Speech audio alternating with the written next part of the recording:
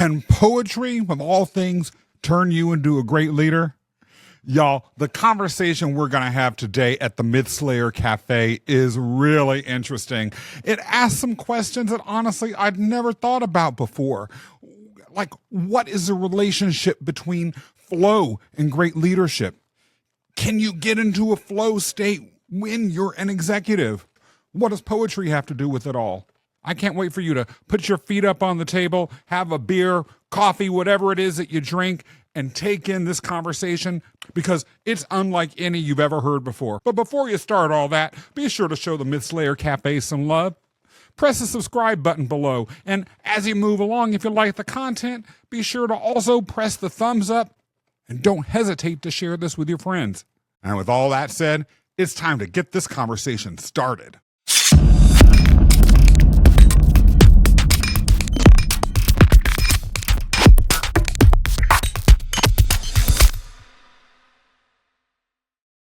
It feels so good to be back here at the Mythslayer Cafe. With me today is Frank Irawo. And Frank, tell us a little bit about yourself. Hey, Scott. It's beautiful and wonderful to be here today. Thanks for inviting me along to this. I'm really looking forward to it. Well, my name is Frank Bolaji Irawo, as you said. I am of Nigerian descent, but based in the UK. I'm a father of two. I am a transformational coach. I am also a poet, an author, speaker, executive coach consultant. And what's even more intriguing is I got to that place starting as a project manager in tech, which is quite a journey in itself. And that goes as to what we're going to start the conversation with, which is the hero's journey. Those who are watching this show may be wondering if you're familiar with mythological studies at all. When is Scott and or a guest going to start talking about the hero's journey in Joseph Campbell? Well, y'all, I haven't started because I was waiting for my homeboy Frank to show up. You have been on a hero's journey, as you just referenced. Why don't you talk to us a little bit about, from a leadership perspective, from a coaching perspective, and from a personal perspective, what is the hero's journey to you? How is it relevant to anyone who may want to be up-leveling their leadership? Right. Thank you so much for that invitation to dive in. Obviously, it's a very big topic, depending on where you dive, but I'll do my best on that. So for me, a hero's journey effectively is, when I looked into the work of Joseph Campbell and he positioned this, it's almost like a framework to trace a journey from a world in which you know, a world to which you have become accustomed, and then enter into a journey into the unknown, a journey that has more questions than answers, a journey that you're likely to encounter friends and allies, tests and trials, birth and rebirth. And if you come out the other end, you'll have gifts that you can offer to humanity in service. And then you start the journey again, depending on what else you're looking at. So for me, my hero's journey effectively was that world of being in tech. I was a project manager in tech. And to me, I knew that was not my passion, but it paid the bills. And I kind of found my way into it, but always had that call, because the hero's journey generally starts with a call. So for me, the call was to work with people to help them maximize their potential and impact by harnessing all their gifts. And for me, I had many creative gifts. I had gifts that had to do with supporting people on their personal development journey, but only a few of those were being used in that setting. So I kind of reached the point where I knew I had to make a change, but I wasn't sure. So there was the call, and in some ways I tried to answer the call, but then something happened that went wrong. I was almost bankrupt because I had this story about I need to be very rich and put all this money aside before I can possibly take the next step. And in that process, I found myself making decisions that weren't serving me. And in the end, like I said, I was almost bankrupt. But that was a great wake-up call for me. So I then began to look and say, okay, what went wrong here? What is it that I'm looking at? What is it that hasn't worked out here? And then I realized that I had a story about my inner validation was based on external circumstances. And therefore, what was driving me was more how I would be seen rather than how I was within. So I was not being in integrity or aligned with who I was within myself. So that journey to then discover what that looks like and then have the courage to go, okay, I think I know what I'm going to be now. I'm going to be a coach so I can go and support other people and help them discover themselves and help them transform from the inside out by embracing the power of flow, which is why I'm a transflowmation coach. It's transition, transformation, or leveraging the power of flow. So I'm going to walk back into that answer a little bit, although I'm sure we're going to get into a lot more of it than the question I'm about to ask might indicate. I want to talk a little bit about the concept of the call. I felt a call too. And too many times I've spoken to folks on the street, potential clients, people in my friendship or networking circle about a call. Some people, if they have a call, they just haven't felt it yet. Other people feel it, but they're not sure that it's real. And there is a huge feeling state that can be wrapped around that you put the hammer right on the nail with regards to, and that is the need to pay the bills. The hero's journey, as I've heard you just say, involves having a call, acting on it, but also stepping into something new. That something new might be facing the fear that you can't pay the bills. But irrespective of the fantasy or the feeling state or the dream as to what that call might bring to you, paying those bills is a reality. If you're someone that feels the call of a hero and nonetheless is looking at your bank account or those credit card statements or that mortgage payment and has to pay the bills, what do you say to them about that call? Right. Thank you very much for asking that question, actually. So for me, what that looked like was that when I hit that financial problem I was describing, it took me going back to that role that was paying the bills. But here's what I did. I had one eye on investigating and researching what my next step would look like, and another eye on putting money aside as a war chest that will buy me the opportunity to go out there without having that fear hanging over my head. So what I did was I built up a war chest, and then I made my move to go and retrain as a coach. And then I worked part-time in the role I was in while starting to look at my next step and starting to serve clients. And eventually I made the step over to where I jumped completely into what is my current role. So it's kind of helping people see everybody's path is different. But if that is a big concern for you, it should not be a reason not to move. It should just be a reason to plan financially differently so that it buys you the space and the time to explore your new path. I can't tell you how many times I have had to have that conversation with people, because people, particularly those that are highly trained, highly skilled professionals in areas that have a requirement that there be a lot of technical expertise, like let's say an architect or an attorney, an accountant, a project manager, or someone in engineering, there can become a almost locked linear approach to how we think we can or should do things that can keep us from even seeing something that with a few steps back might look as much obvious as what you just said to people who are not caught in that linear milieu of their thinking.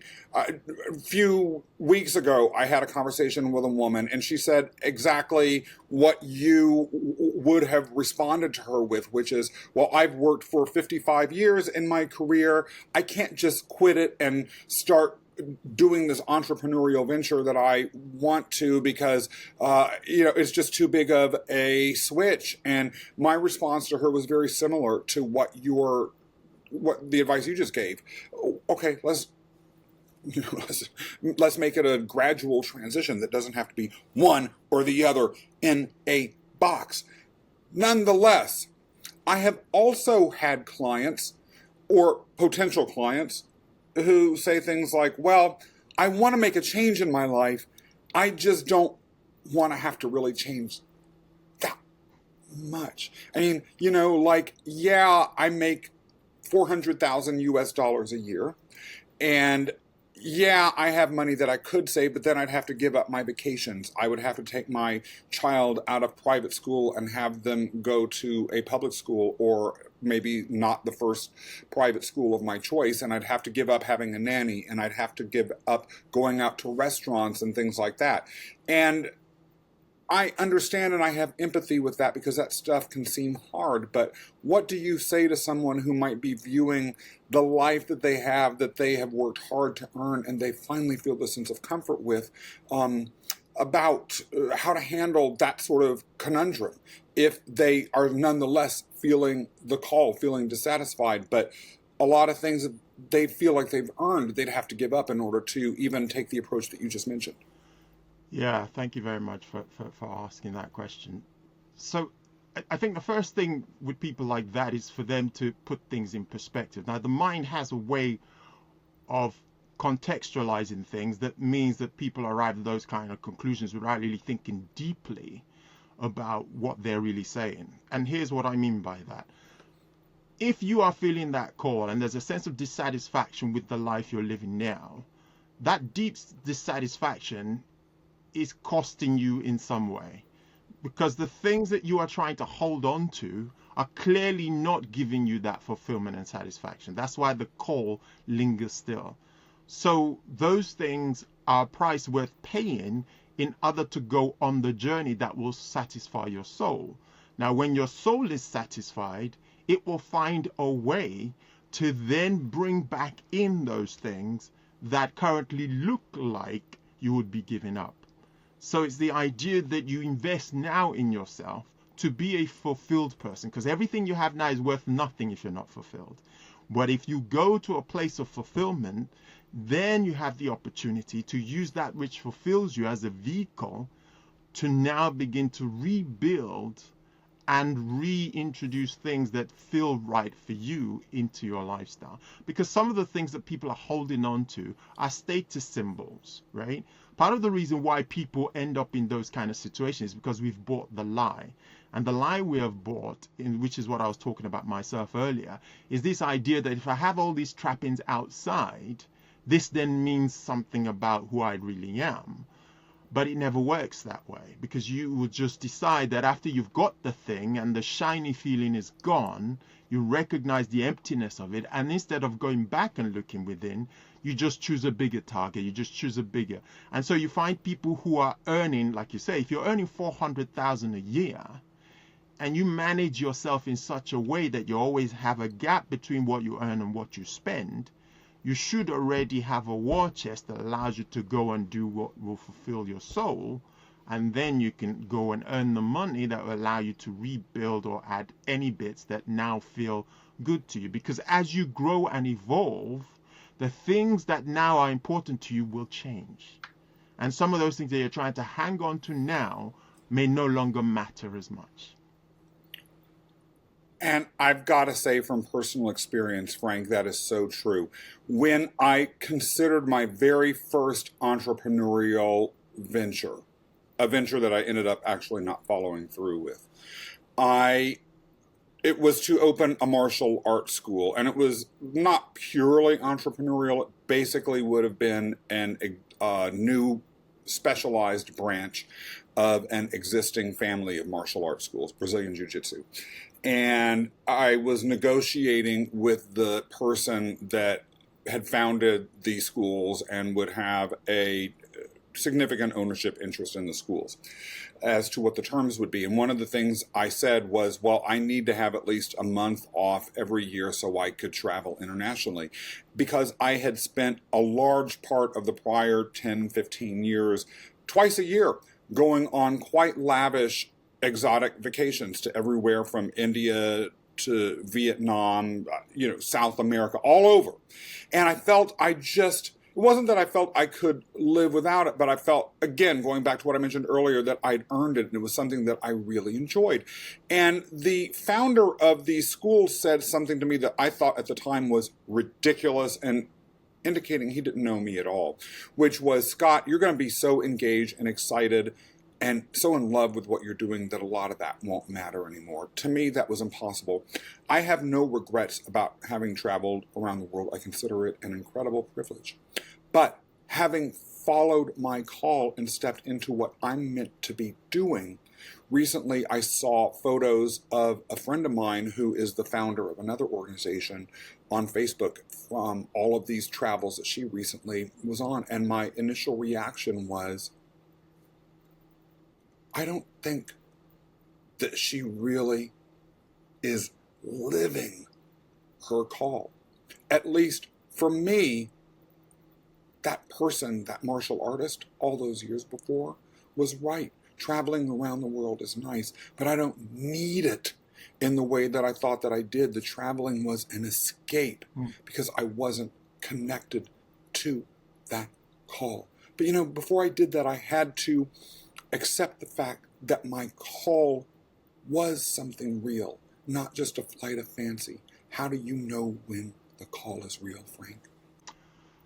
So, you mentioned something just when you were talking there that it is interesting, actually. It's this idea of being quiet enough to hear. Because the culture that we're in is actually a culture of distraction. It's a culture of... It's like almost there's a danger if we're alone with ourselves and begin to reflect on our lives that what we might find is going to scare us. So we surround ourselves with socialization. We surround ourselves with social media. We surround ourselves with all sorts of things. And really, when we quiet down and we are centered, then there is that thing within us that's calling out to us. And it's that thing that when you find yourself doing, time stands still and it calls on the gifts and interests that are in you to be in service of yourself and other people. That is the call. And when we quiet down enough, it never leaves us. It's always there, just waiting to pop back in and say, I'm still here. I'm not gone anywhere. And you are here because I'm here for you, to work with you, to manifest into the earth. Because I believe that we are really just expressions of the universe, different expressions of the universe, to bring things into the world for the benefit of ourselves and each other. And therefore, we feel fulfilled when we're doing it. Therefore, that is the proof that that's what we're here for. Frank, you got me. I'm going to confess something that I've never confessed before. I'm scared even doing it. Maybe it's part of my hero's journey to just get this out. When I first realized that I had a call and it was feeling almost irresistible in the pressure that it was putting on within me to move towards it, I fought harder and harder to push it aside. Why? Because in my mind, I was like, well, servicing others and being there for others and focusing my life on helping people other than Scott Mason grow and develop and blossom and become Olympians and all that sort of stuff.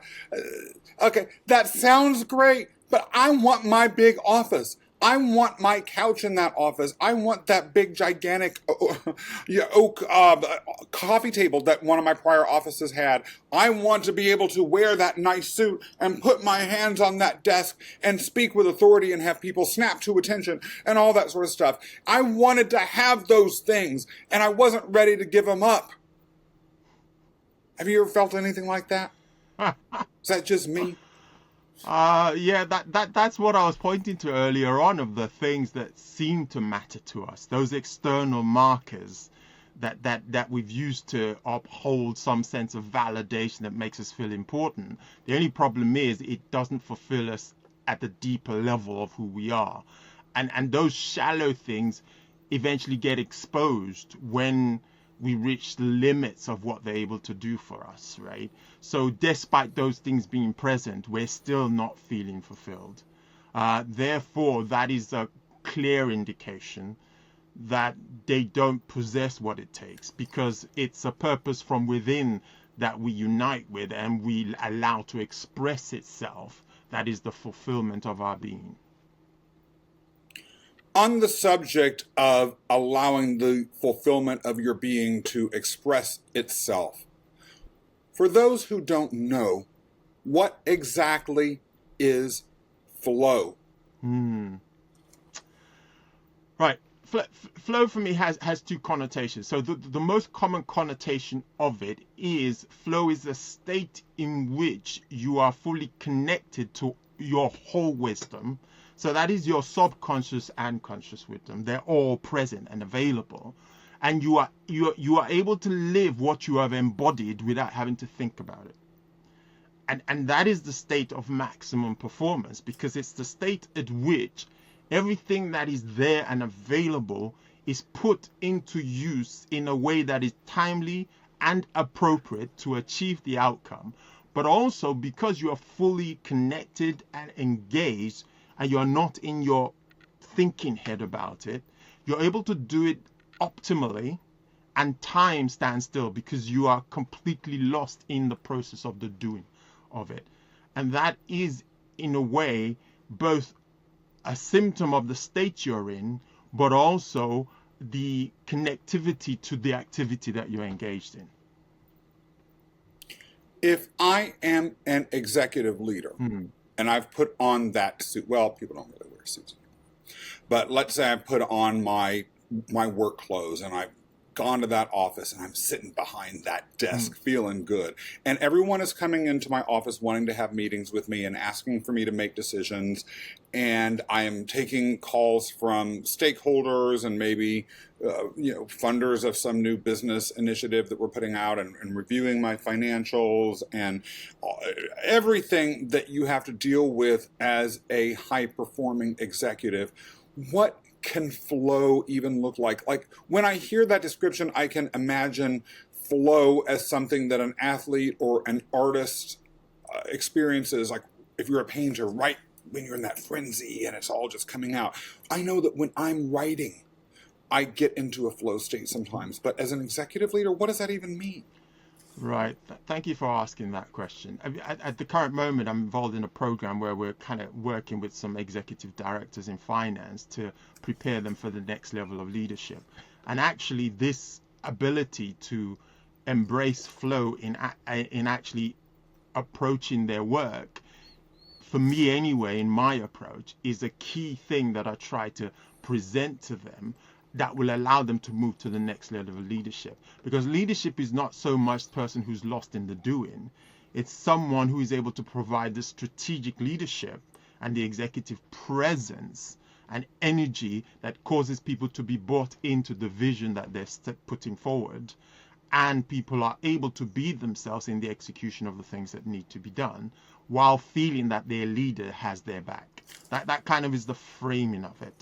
Therefore, what you eventually find out is one of the things that someone would need to do to move into that realm of leadership is first to strip back. And when I say strip back, what I mean is to reduce the doing and spend more time in the being. And spending more time in the being has to do with doing the reflective work to understand what your values are, to understand what's important to you in your way of being a leader, so that you are congruent in the energy that you present when you are working with people. So that's one. Number two, the when you are feeling in the sense of being overwhelmed, that in itself is a signal to step back and begin to say, what is really important here that I need to be focused on? Go to those things. And here's the thing that I discover with people. We've been trained to only rely on our cognitive sense. And there's a lot of wisdom in our somatic and subconscious being. So that is that a lot of things that if we sit and center and reflect on, we will get signals from in here as to what aligns and what doesn't align. Going to your point about making decisions, you review those decisions and you actually feel into your own body what feels right, what feels to make, what resonates, and then move from that place to move into a place of decision and follow that through. And what people will find is you will end up doing things that are timely. You'd end up doing things that actually, when in retrospect is considered, people will think, well, how did he know that needed to be done there? Because, I mean, this cognitive element hadn't shown up yet. But that is the power of being connected and centered and using all the intelligences available to us to make decisions and do follow-through actions from there.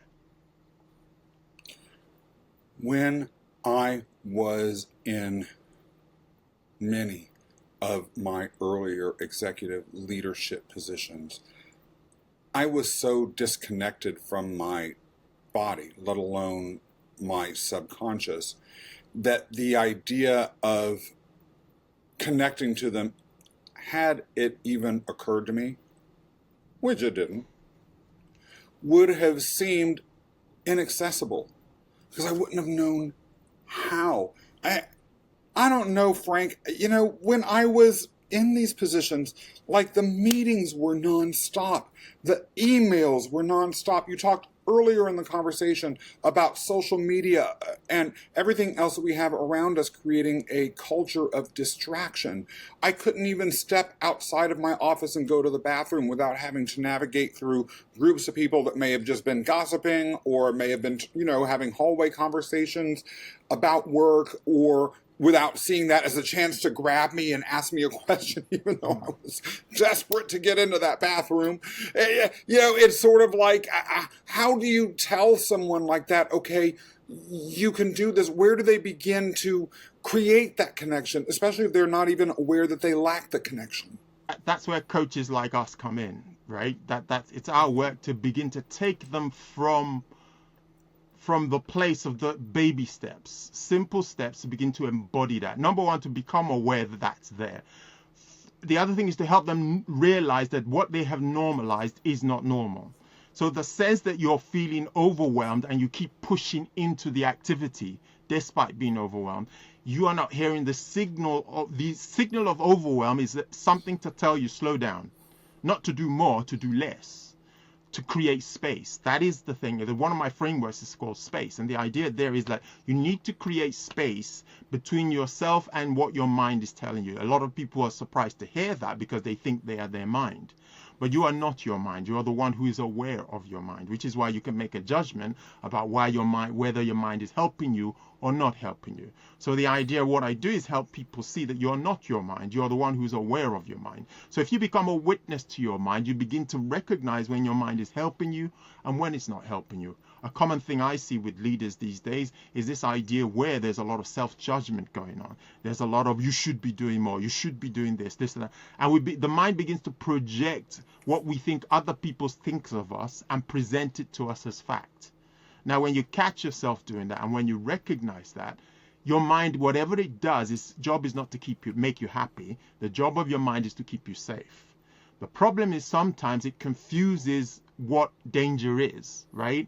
So we no longer have the lions or bears and things running after us, but now we have imagined criticism, imagined reputational damage, imagine all sorts of things that are the danger. So your mind begins to construct and act in a way to protect you from that, but a lot of the things that it then comes up to do ends up being counterproductive. So you end up in overthinking, you begin to act in ways that are not aligned with who you truly are within, And that begins to create more and more problems. So that is the first thing, is to become aware of that. As we go on with this show, we're going to be delving into some more controversial or cutting edge leadership development modalities, one of which that comes to mind will be psychedelics and plant medicines. And I myself had a transformational experience with a shaman who took me on a journey using psilocybin or magic mushrooms. And one of the most powerful insights that I had during that experience was that a thought is simply that, a thought. It's something that I could literally crumple up in my metaphorical hands and toss away. And the reason why that came up was that when I started this journey, I was afraid that I would be in this altered state and never be able to come out of it. And I would end up like in some crazed psychedelic illusion forever. And that would be the rest of my life. And I was afraid. And it wasn't until I got to that understanding that a thought was just nothing more than a thought that I could toss aside, that I was able to overcome that fear. And that has informed everything that I have engaged with as a leader ever since. Understanding that, as you just said, we are not just our thoughts. We may feel that we are, we may have been trained to be that way, but we are so much more than that. And to me, going back to what you're talking about with regards to flow, that's sort of how I imagine flow, where you are, like I think you said, fully embodied, not just a thought. One thing, I don't know if this was misbegotten or not, that I used to try and do to get some space around myself was literally set aside time in my calendar that was just personal development time. And it might have been an hour or two, like 3 times a week. And my calendar was blocked off. I would just sit in my office and maybe not really doodle, but just sit around and think about projects that were going on, or journal about my work or things like that. The problem is, in a way, that was too structured, I suspect, to let flow happen. Can you structure, or can you create a state within yourself in which you can basically snap your fingers? Okay, I have some time to myself now out of a meeting. I need to begin to get into that flow state, or I need to be able to create that space. Or are there other like really hardcore practical tools that you might suggest to someone who is interested in applying this in their life, just as a baby step? Right. Okay. So two things. First, I wanted to address something you said when you were talking earlier, this idea of when you were thinking of going into the experience and how you felt. And this is something, again, this is part of creating the space between you and your mind so you can observe what's happening. One thing your mind will always try and do, as part of is trying to keep you safe, is to try and predict the future. And now, because its idea is to keep you safe, it will choose the worst case scenario in order to predict the future. What that then induces is fear.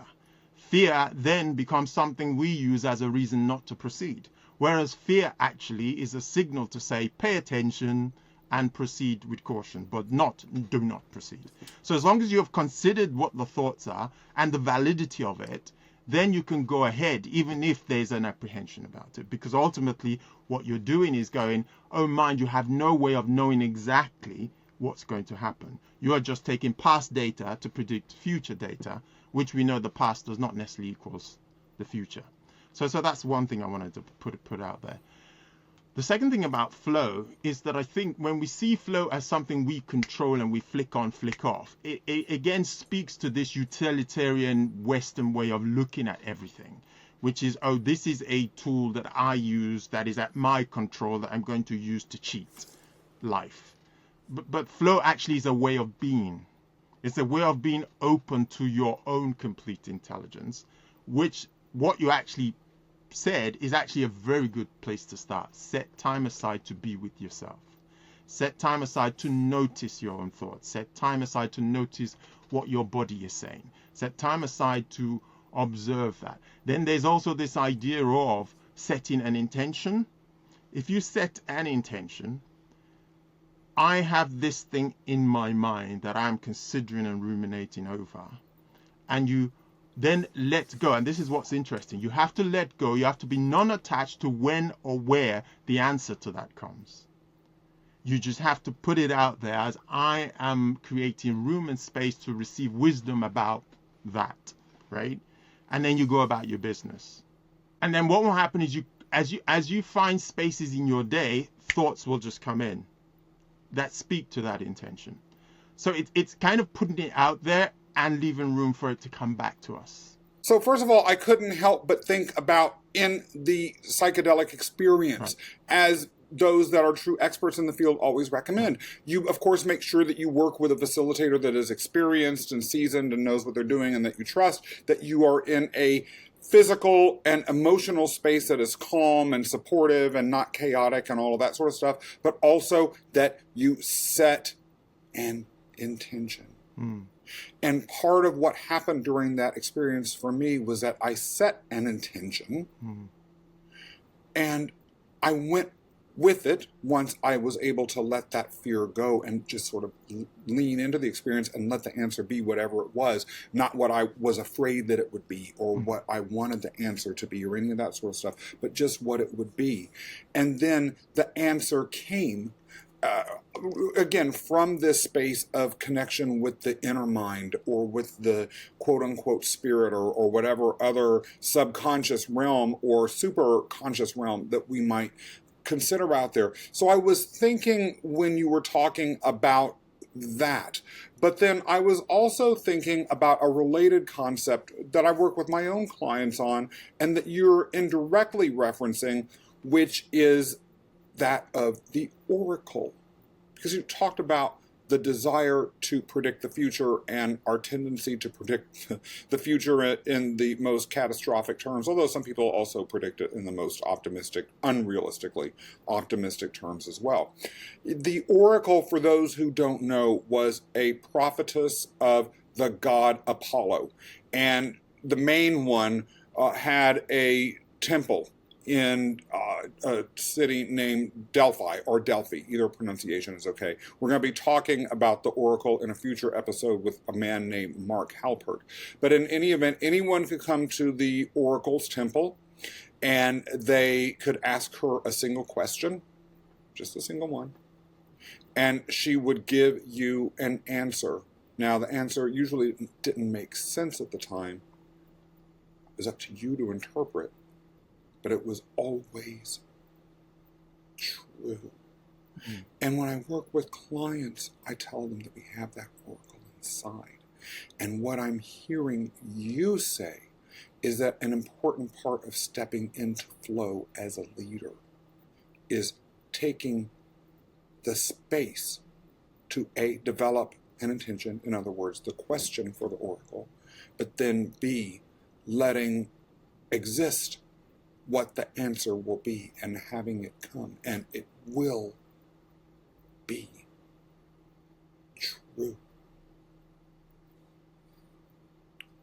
Now, the ancient Greek myths were by and large told, as we have them preserved, in one way or another, in a poetic form. I cannot help but note, as you describe how you approach leadership development, that flow, which we've been talking about, was part of the recipe, but your secret sauce, your equivalent of Coca-Cola's magic ingredients that are kept away in a vault somewhere, is poetry. And since it's my belief that Greek myths are the most powerful leadership transformational tools ever developed, and they were shared through poetry. And then to have a leadership coach come in here who talks about poetry as part of their process. I'd love to hear what your thinking is about poetry related to leadership growth and development. Yes, indeed. before I answer that question, I'd like to give some background on how myself and poetry became aligned. So my spiritual background is originally Christianity, but I came from a fundamental Christianity background, which is like, you're either going to heaven, you're going to hell, and my job is to stop you going to hell. That kind of was where I was coming from. I then met someone who introduced me to a softer version of that. We call it a grace-filled perspective, which was a lot more inclusive, a lot more less based on works and more based on this idea of love, and that you don't have to earn your way into the divine. You are accepted already as you are in that divine.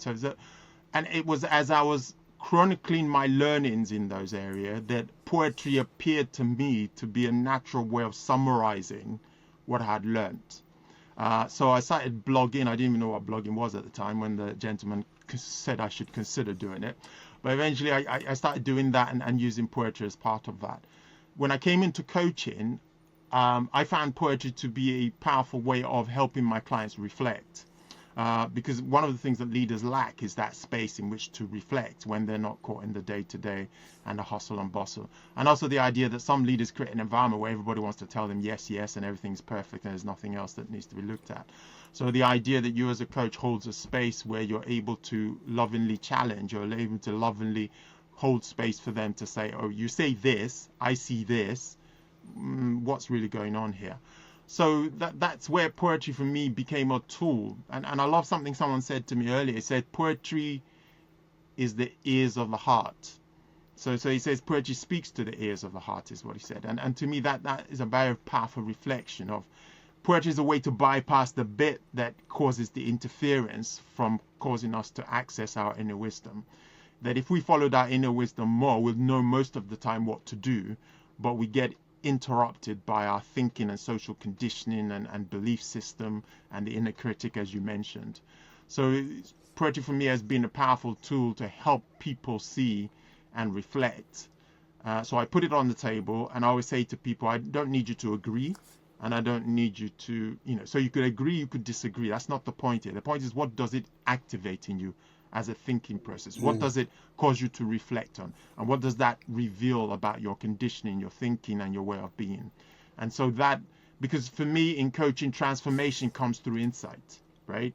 So is that idea that, well, if you can get insight, then that insight is what will help you. So if you don't mind, I'll read a piece very quickly that demonstrates. I love it.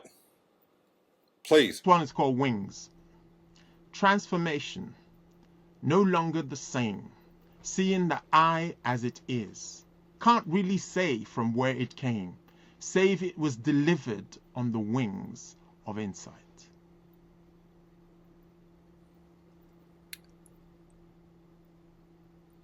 I think that is going to be worth rewinding this video a little bit for those who watch it and taking in a couple of times. I was going to saucily say, well, what if I'm a leader who says, I can't rhyme? And then, of course, he read a poem that didn't technically rhyme. This sounds obvious, but poetry is one of those words that people use a lot. I don't know if there is a clear definition as to what it is for a lot of people, outside of pretty maybe esoteric language.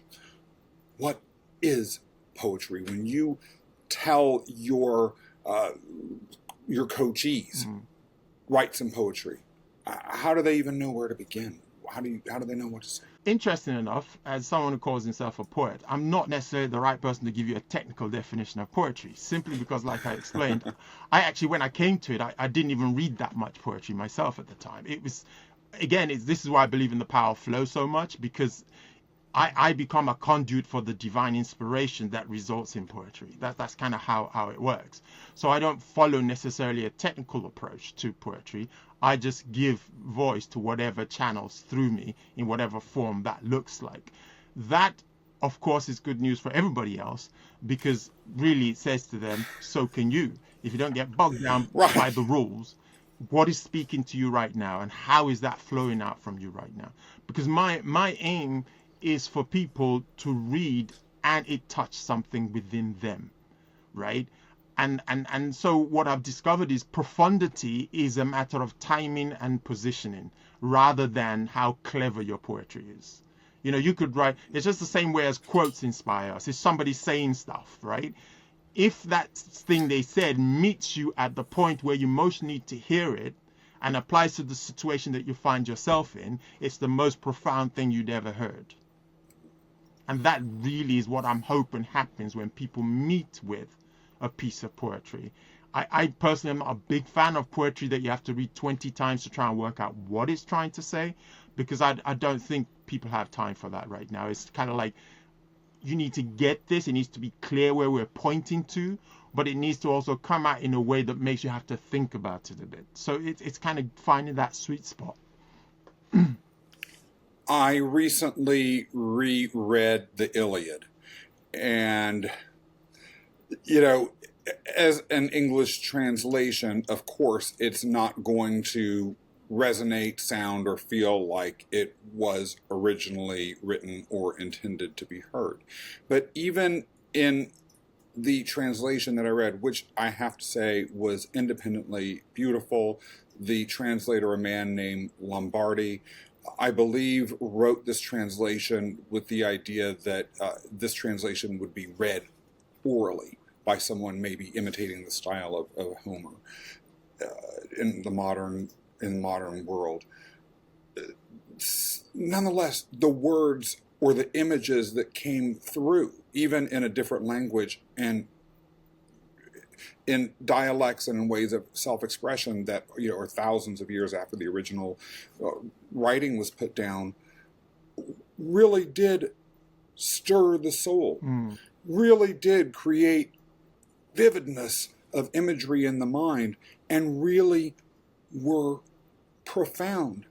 And this sense of profundity that you reference that can come from poetry, I think is essential for quality leadership. But a lot of people see leadership as just getting shit done. Is there really a realm of the profound that a leader needs to engage in, Frank? Yes is the short answer, but I want to pick up on something you said earlier and then I'll go to that, which is this idea of one of the reasons why poetry bypasses our logical ruminating thinking is what you referenced there, that usage of metaphor, that usage. So actually metaphor and pictures is more our primary language. Using verbal words is actually secondary in many regards. So by using words to paint pictures and metaphors, you are creating a source of reference that your heart can relate to, that bypasses the rumination up here. So that's one of the reasons why poetry is very effective in getting to the heart of something. So that's one. Secondly, the question you're asking about leadership and profundity and the likes of it, which is what poetry might bring to them. The fact that people think they don't have time for that is, again, part of this thing I keep referencing of, if your leadership experience is so harried and so overwhelming that you don't have space in it to actually lead. So the idea of leadership is that you are pointing. Leadership is not a reactionary. If you want to lead at the highest level, it's not a reactionary experience. It's an anticipative experience.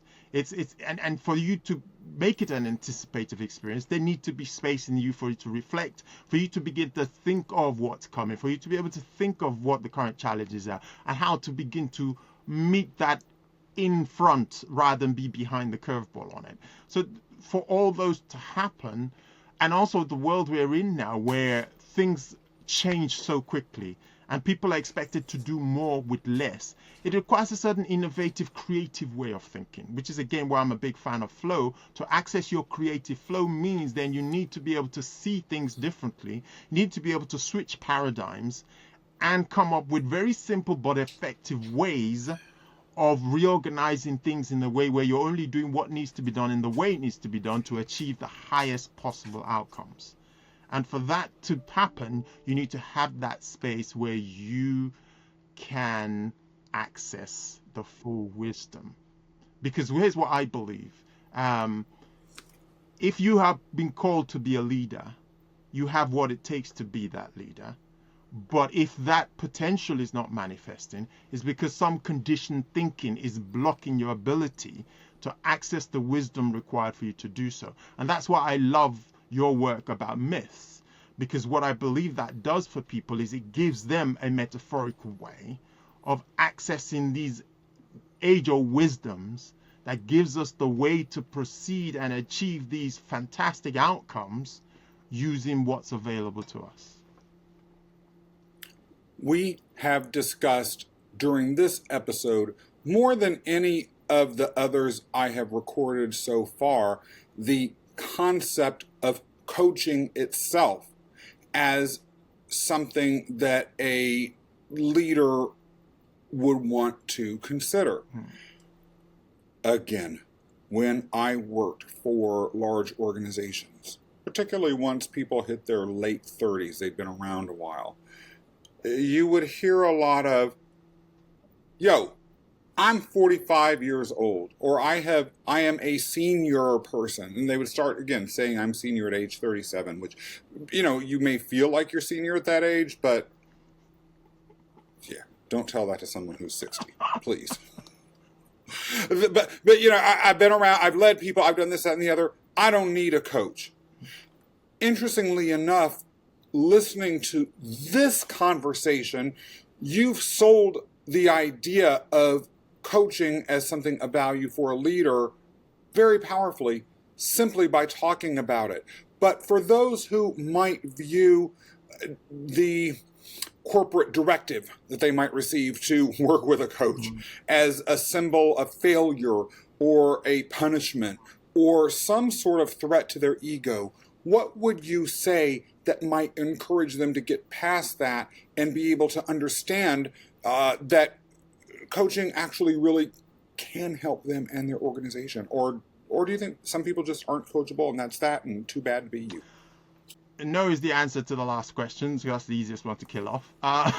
Let's go into let's go into the front end of it. You've already pointed to part of the problem, which is the cultural use of coaching as a remedial intervention.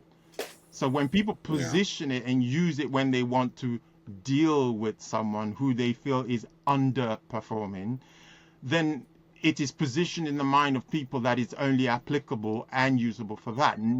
As a man, you never want, men particularly, ego is an important thing for them. So to be seen as someone who needs an intervention or someone who can't cope on their own, it would be a signal, a journey too far for them. So I think what we need to do is reposition that and help them recognize, here's the one thing. One of the values that a coach brings is a different perspective, right? To hold the space that people would not traditionally hold by themselves and give you a mirror from which to see things from an angle that you've not necessarily looked at it before. So that's one. Number two, a good coach, that is, a good leadership coach is someone who also understands enough of the dynamics of how we as humans show up in leadership contexts and can help you see any systematic ways in which you are approaching your leadership that may not be serving you, and offer you the opportunity to look at it differently, right? There is no sign of weakness in using a coach. In fact, I will go as far as saying it's a sign of strength, because I have never seen an athlete consider needing a coach as a weakness. It is an avenue to peak performance. And with the right kind of coach, leadership peak performance is what's available. But even beyond that, and this is what I am most passionate about, and that's why my coaching specifically starts with grounding the individual and starting the leadership journey from within yourself, is to have the kind of leadership that protects your own well-being. If you are doing leadership where you become the sacrifice at the altar of leadership, then we have failed. Because you should be able to lead, and your leadership should be a privilege and a joy, not a burden. So it's the reframing all of that. So these are all the values that the right kind of coach can bring to the table. When I had one of my highest level and one of my best paying positions, I do remember so vividly feeling as though the money, the prestige, the authority were all wonderful things, but I was weary a lot. I remember I had a recurring dream where I would be walking in a valley towards a little wood house in the middle of this valley that was my refuge. And as I was walking under the sunlight on this dusty road to this house, I just felt so tired and burdened. I don't even think I was 45 yet. And it never occurred to me that leadership could be anything other than a burden. That, of course, the victim, me, was cursed to carry, oh, poor me. Right? It was a mentality that ultimately contributed to some of the major career setbacks I had as a leader. Fortunately, those setbacks were learning opportunities. But this idea of realizing if you're feeling weary, if you're not feeling joy, if you're not feeling energized, if you can't get to a state of flow, then maybe leadership, at least as you're exercising it, isn't your calling, comes into play. Frank, if there's one thing that I would take away from all of this conversation, it is that if you are stepping into leadership and you're feeling overwhelmed, or you're just putting out fires or responding to things tactically and are just, let me get it done, and not seeing profundity or experiencing space, let alone feeling a true call to serve others, maybe it's time to take a different approach. Maybe it's time to set aside an afternoon and start writing some poetry. If there is one final thing that you would like to say, or something that you didn't get a chance to say but you feel is important to share, what might that be? I'm going to trump you one on that. I'm going to read a piece to finish off with. And I love it. That's having the last word. and this one is called Awakening. And this is leaders to hear this as the awakening of their leadership. Becoming aware of the nature of reality. All is not as it seems, prodded by suffering to look deeper still. Questioning all assumptions about the nature of all things. Becoming aware of the one who is aware of all things we assume was the nature of all things. The thinking, the saying, the doing, open to its glare, none will be spared.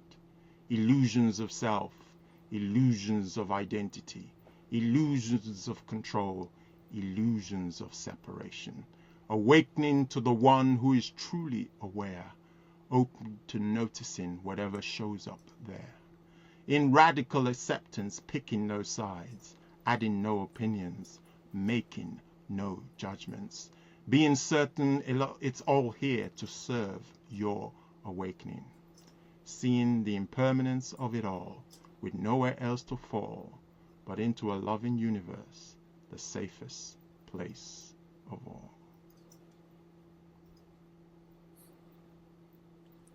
Frank, when I hear those words, when I take them in, I feel the beauty of your spirit.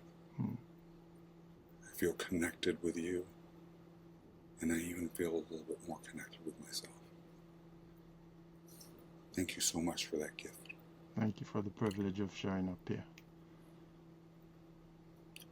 Where can people find out more about you?